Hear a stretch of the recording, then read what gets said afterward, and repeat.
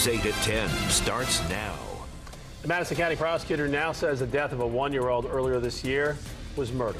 Prosecutors are planning to file murder and child molestation charges in the death of Harlan Haynes. Wish TV's Tim McNicholas met with the prosecutor today. Tim, he showed you some evidence. Yeah, he showed me a few pictures of the child's injuries. His head and body were covered in cuts and bruises. Those images far too graphic for our show. The prosecutor says the Department of Child Services cost baby Harlan his life. Seems like a bad dream. February 2018. Jackie Haynes told Wish TV days after his son's death he didn't think it was an accident. I don't see how anybody could hurt a little baby boy like that. Wasn't his fault. He didn't deserve that. Jennifer Harris is baby Harlan's mom. Investigators now say her boyfriend, Dylan Tate, told police the child had a medical problem, so he started driving Harlan to the hospital, but crashed on the way. It's pretty clear that the accident was staged, as well as the injuries are inconsistent with an automobile accident. Prosecutor Rodney Cummings says an autopsy report shows Harlan died of blunt force trauma to the brain.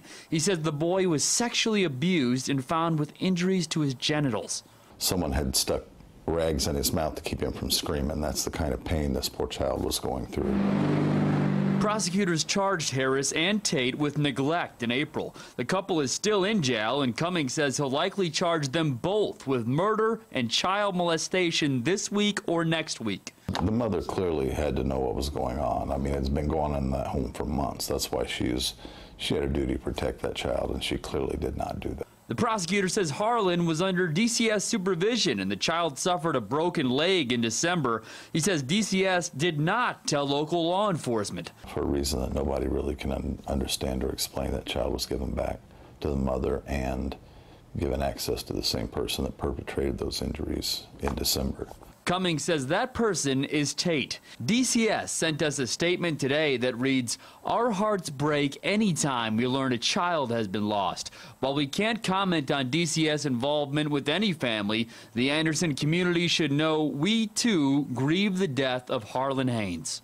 They didn't do their job. It was a colossal failure that cost this child his life. Now, Harlan's father, Jackie, told us back in February he did not have custody of his son and hadn't seen him in a few months. He said he didn't want to talk to me for this story and directed me to his lawyer. I'm Tim McNicholas, Wish TV News 8.